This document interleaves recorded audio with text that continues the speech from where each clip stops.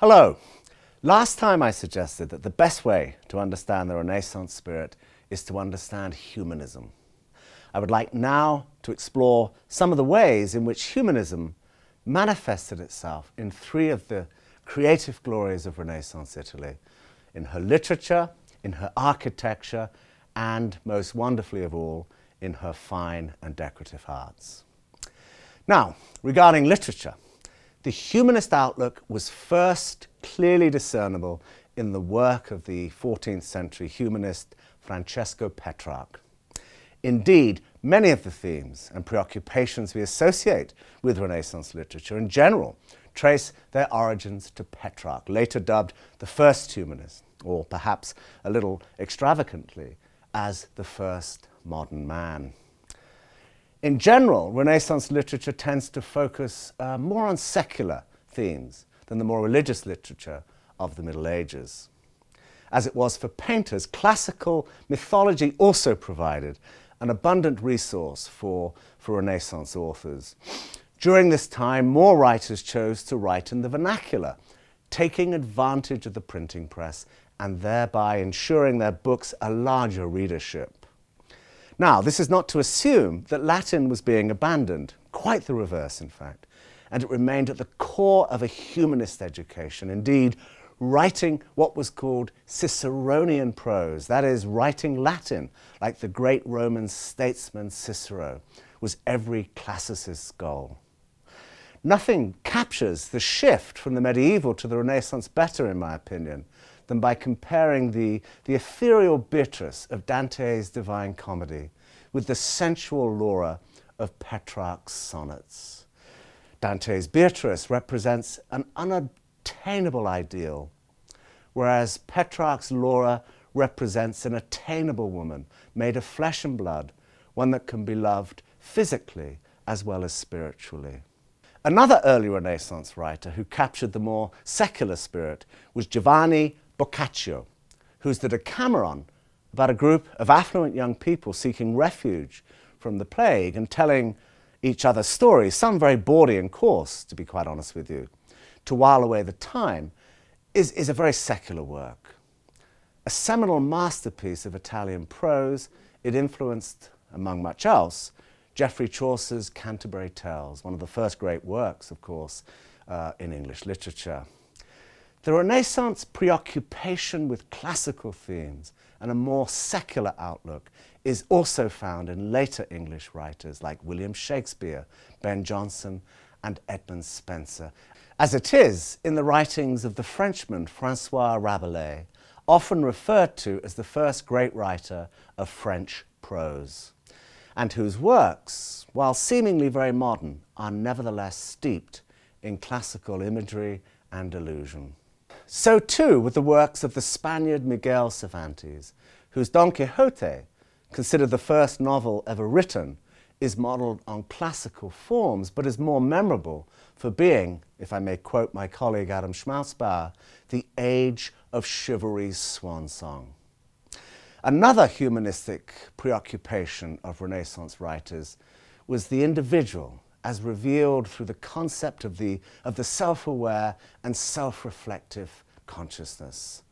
Both the Italian goldsmith Benvenuto Cellini, whose racy and entertaining autobiography provides readers with a vivid look at Renaissance individualism in a wide variety of situations, and the Frenchman Michel de Montaigne, whose essays anticipate the skeptical relativism of the Enlightenment by 2 centuries, reveal this characteristic Renaissance obsession with the self. Renaissance literature found analogues in art. Indeed, Renaissance artists were inspired by the same humanist spirit that inspired writers. Like literature, Renaissance art sought to reveal man to himself, whilst at the same time glorifying God and the divine order. Painting in oils using techniques such as proportionality and single-point perspective, foreshortening and chiaroscuro using sharp contrast between light and shade, allowed artists to achieve unprecedented levels of realism and accuracy. Such innovation also helped create works of unsurpassed beauty.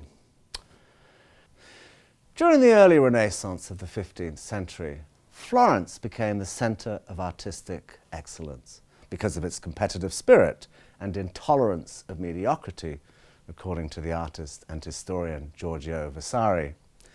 Later, during the so-called High Renaissance from 1500 to 1527, Rome became the focus of artistic creation, stimulated by the rebuilding of St. Peter's Basilica and other parts of the city. But there were other Italian cities where art thrived, some quite small and otherwise insignificant. Cities like Mantua, which the ruling Gonzaga family made a centre of humanism and art, and Urbino, which boasted both Castiglione and Raphael as residents, and whose court life was described by Lord Clarke as one of the high watermarks of Western civilization. Without wealthy patrons, of course, none of this would have been possible. Remember what I said in a previous lecture about disposable income? Well, without patrons, artists would starve, and no artist really wants to go hungry. The ideal of the starving artist is a myth invented during the early 19th century and in no way applies to the Renaissance. When it came to patronage, at least initially, it tended to be corporate bodies like guilds or city governments that took the lead. The cloth merchants of Florence, for example, commissioned Filippo Brunelleschi to design the dome of the city's cathedral. Inspired by the monumental Roman temple known as the Pantheon, it was the first such dome to be completed in Western Europe since antiquity. Wealthy private individuals also lavished money on art to reflect their status and adorn their homes, which included fabulously decorated private chapels, indicating that religious observance remained central to family life. While Christian subject matter continued to dominate art, themes taken from classical mythology became increasingly popular, of which Sandro Botticelli's The Birth of Venus and Primavera are two ravishingly beautiful examples.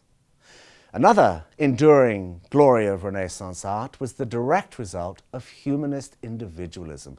I refer to the art of portraiture, that is, depictions in paint or stone of individual men and women, which reached unprecedented artistic heights during the Renaissance. Medieval artists had tended to portray people as rather flat and lifeless generic types, stereotypes, if you will. Renaissance artists began portraying men and women as they really observed them. Men and women who were sacred individuals, of course, made in the image of God, who drew breath and had blood flowing through their veins. This had not been seen in art since antiquity. What strikes one the most about Raphael's magnificent portrait of his patron, Pope Leo X, is its honesty and its integrity. Raphael resisted the understandable temptation to flatter his subject. The Venetian painter Titian also portrayed his subjects, usually wealthy and powerful individuals, with honest integrity. Overall, painting was becoming more realistic and less stylized than it had been during the Middle Ages, and artists were relying more on real models for their portrayals of human beings. We must never forget that when we look at a Renaissance painting, say of the Virgin Mary, Our Lady and Mother of God, not to say the Queen of Heaven, we are looking at the image of an ordinary young woman who actually existed, bore a name and belonged to a family who loved her, and whom you may have seen walking the streets of Florence or Rome, had you been fortunate enough to have been in either of those cities when she was alive. It will come as no surprise to learn, therefore, that Renaissance artists also depicted nature and the human body more naturally and realistically than those artists who came before. Painters like Giotto di Bondone, better known simply as Giotto, and considered the father of Renaissance painting, and Masaccio had pioneered realism in painting during the early Renaissance. Giotto in the 14th century, what historians of art call the Trecento, and Masaccio in the early 15th century, the Quattrocento. The prodigiously gifted Donato di Niccolo di Betterbardi, better known as Donatello, did for sculpture what Giotto and Masaccio had done for painting. His David of 1440 was the first statue cast in bronze and the first completely nude sculpture since antiquity. At the same time, artists such as Paolo Uccello, Filippo Brunelleschi, Andrea Mantegna, and the mathematically oriented Piero della Francesca pioneered perspective and foreshortening in painting, which were innovations of the Renaissance. Mantegna's Lamentation over the Dead Christ, which portrays our Lord's body laid out on a marble slab, shown feet first from the front, is both technically virtuosic and, I must say, profoundly moving. Far less moving, but no less virtuosic, is Uccello's The Battle of San Romano, which remains an almost cinematic tour de force of perspective and foreshortening in painting. While the incomparable Leonardo da Vinci, about whom I will have more to say in the next lecture, brought penetrating psychological insight to the subjects he portrayed, as evidenced by his portrait of a beautiful young woman known as the Mona Lisa. Allow me to end this lecture on Renaissance art with an anecdote related to us by the indefatigable Vasari. It concerns the great Giotto and his mentor and teacher, the painter Cimabue, and speaks volumes about the quest for the accurate and realistic representation of nature.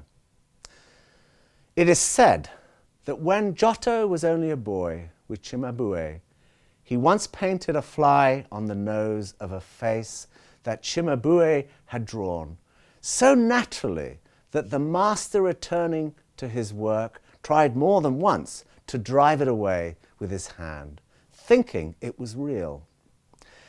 And I might tell you of many other jests played by Giotto, but of this enough. Thank you very much, ladies and gentlemen.